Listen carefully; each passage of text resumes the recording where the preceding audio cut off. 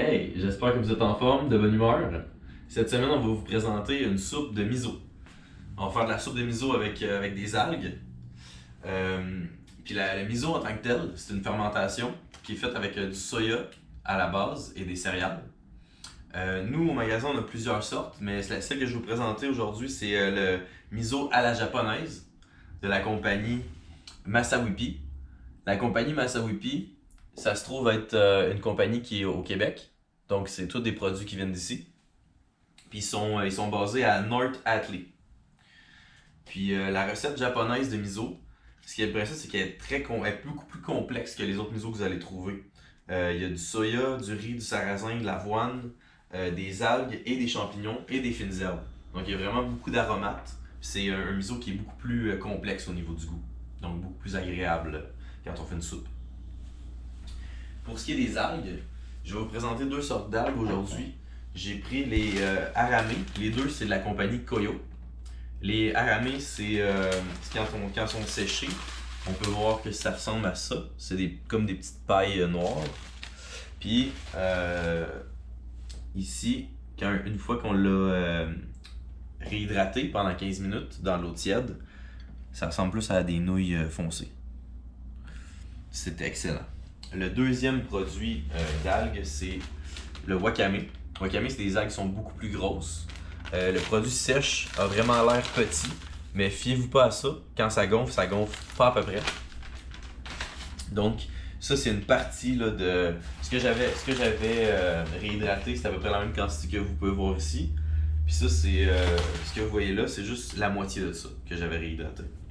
Ça fait des très grandes feuilles, donc je vous conseille de les couper pour les mettre dans la soupe, parce que sinon c'est un peu intense.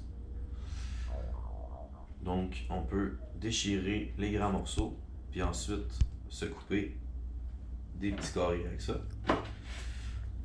Rien de bien précis, ça va être excellent comme ça. Puis si vous avez des trop gros morceaux parmi eux, il faut les recouper. Mais ce qu'on veut, c'est quand même avoir quelque chose qui va rentrer dans la bouche. Pour commencer, j'ai tout réhydraté mes produits, dont les vermicelles de riz brun. Vermicelles de riz brun entier par la compagnie Peacock. Ils sont sans gluten, biologiques. Ils sont excellents. Moi, je les réhydrate en premier. Donc, je les mets dans l'eau. Ils sont déjà relativement mous. Et après ça, je vais les cuire dans la soupe.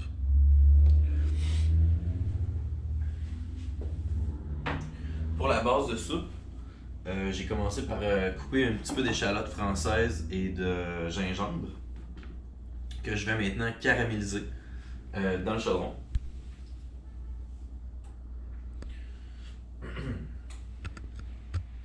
Donc, étant donné que le miso, comme je disais, c'est plus un thème asiatique, j'ai parti l'huile avec un peu d'huile de sésame grillée. J'ai mis un peu d'huile d'olive. Puis là, je vais faire caraméliser mes éléments pour changer le goût. Parce que le gingembre caramélisé, ça a vraiment un goût plus sucré, moins intense. Puis là, on fait une soupe. Une soupe miso, c'est quand même fermenté. Fait que je voulais que le goût de caramélisation et la fermentation, ça allait bien ensemble, je trouve. Fait que le principe, c'est que votre mélange de gingembre, d'oignon, de ce que vous voulez, pour la caramélisation, le but c'est d'avoir une légère coloration. Vous pouvez saler à ce moment-là, un peu.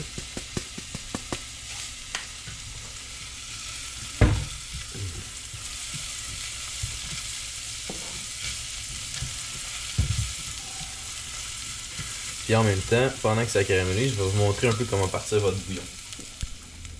Donc, comme je disais, la soupe de miso, la base, c'est le miso. Je vais vous montrer un peu comment partir votre base de miso. Parce que c'est une pâte. Puis la pâte est quand même très épaisse. Puis si on fait juste la mettre dans la soupe, ça va être difficile d'obtenir un résultat homogène. On va avoir des motons. On veut pas ça. Donc ce qu'on fait, c'est qu'on prend la pâte dans un bol. On va mettre un peu d'eau dans le fond. Puis là, on va mélanger cette pâte-là avec le liquide pour obtenir quelque chose de plus liquide, de moins pâteux, puis surtout pour défaire les motons. comme c'est ici. Puis, étant donné que je fais une pas pire batch, je vais mettre une autre cuillère de miso.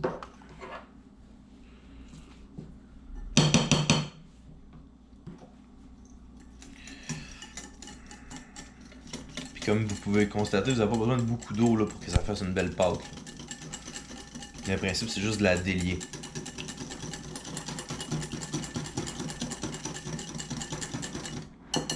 Et voilà. Ensuite, on va aller voir les légumes. Comme je disais, le principe c'est qu'on veut une petite caramélisation. On veut juste que ça change de couleur un peu, pas beaucoup. Ensuite, on va mettre de l'eau. Notre pâte de miso dans le liquide.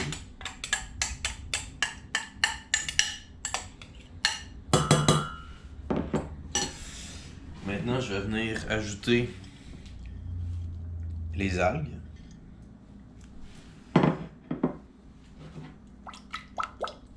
Je vais ajuster la quantité d'eau à la quantité de soupe que je veux produire. Dans ce cas-là, je vais sûrement faire environ 1 litre. Après ça, on revient sur le feu. Puis là, on va faire chauffer la soupe. On va rajouter le wakame. Puis pendant que la soupe chauffe, c'est là qu'on va mettre les vermicelles pour ajouter les vermicelles dans le mélange. Donc vous pouvez déjà constater que ça fait une très belle apparence avec les algues, avec le miso. C'est sûr qu'il faut aimer ce qui est rustique. Mais moi en tout cas je trouve ça très beau.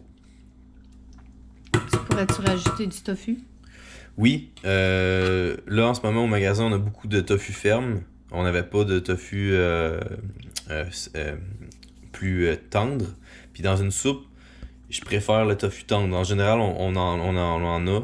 Puis on va essayer d'en tenir. Parce que c'est vraiment plus intéressant au niveau de la texture dans la soupe. Je vais mettre mes boulettes. Des boulettes de... Les boulettes de tofu et les poulets. Ben oui, mais dans la soupe miso, on peut rajouter n'importe quelle protéine. Ok. On peut mettre des crevettes, on peut mettre du poisson, on peut mettre toutes sortes de protéines. Là. Il y a vraiment le choix dans ce cas-là. Vous pouvez ajouter des cubes de bœuf, vous pouvez ajouter des cubes de porc, n'importe quoi. Parce que la soupe miso en tant que telle, elle va assaisonner votre viande. Fait que ça sera pas dérangeant, non? Ça va bien aller.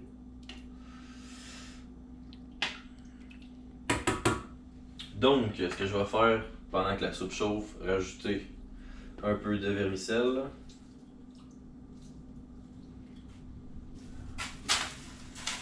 Et quand les vermicelles vont être cuits, on va revenir pour vous montrer la présentation. Donc là, on est rendu à l'étape de goûter puis ajuster le niveau de sel. Ce que j'ai pris pour ajouter le niveau de sel, c'est un tamari qu'on a en bas, qui est sans gluten, biologique, qui est vraiment bon. Puis, étant donné que le thème aujourd'hui c'est un peu asiatique, le tamari, je trouvais que ça faisait dans le thème. Donc, la soupe miso, j'ai déjà goûté, je sais qu'il manque un peu de sel. On va ajouter un peu de tamari.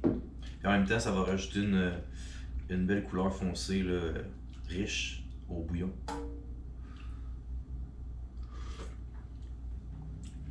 Puis là, le sel est parfait.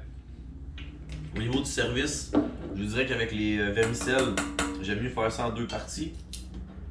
Je prends mes vermicelles que je vais mettre dans le bol, puis ensuite je vais mettre le bouillon.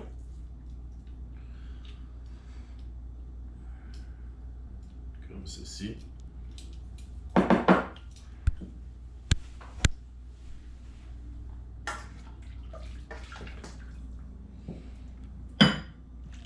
Et le bouillon avec les algues. On pourrait rajouter une touche de germination au coriandre dessus. Ben oui, les germinations sur une soupe c'est beau puis c'est bon. Mais aussi on pourrait rajouter dans cette recette-là, vu que le miso est aux champignons, on peut rajouter toutes les sortes de champignons qu'on a. C'est vraiment excellent dans un miso. Puis pour ceux qui aiment les tomates aussi, ça peut être bon, des petits cubes de tomates dans un miso.